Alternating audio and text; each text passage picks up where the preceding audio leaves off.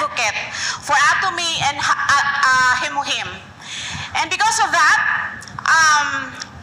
I became the walking advertisement for the product.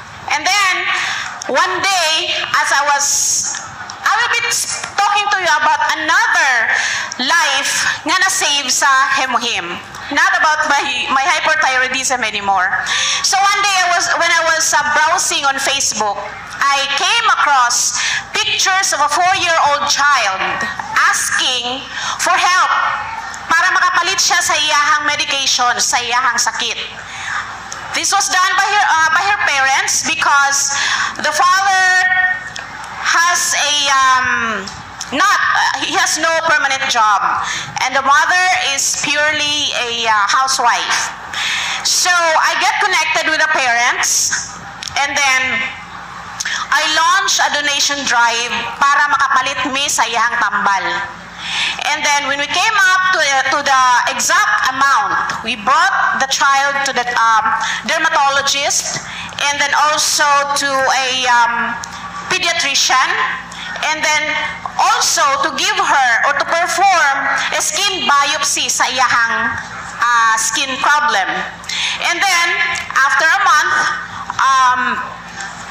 nigawas na ang result sa iyahang biopsy.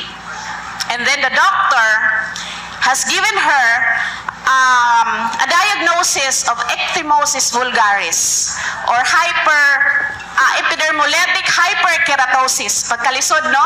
We have a video here so para makita ninyo kung unsa ang itsura sa baby when before using hemohim.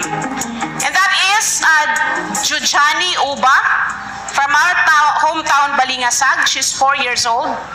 She is born with this disease. Kini siya nga sakit, dili siya makatakod. Pero ang iyahang characteristic, magsamad-samad ang bata. And then aside nga magsamad-samad, mag-scaling nga murag isda. Ang skin niya magbaga ang iyang mga dead skin cells nga dili matanggal, and once matanggal doon na dan siya wounds. And just imagine, this child has suffered for 4 long years with the disease. So after the doctor has diagnosed her with this disease because of the result of the biopsy, the doctor instructed her mother kung unsaon siya, because this illness has no cure. Although it is not contagious, it has no cure.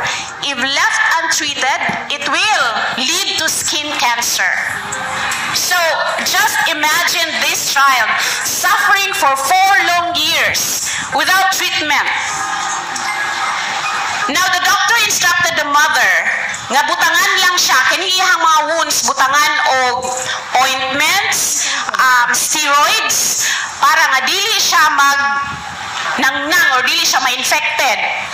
And then aside from that, the mother should put after the ointments on her wounds, she should put virgin coconut oil, and then also this jelly, petroleum jelly, para she will have moisture on her skin.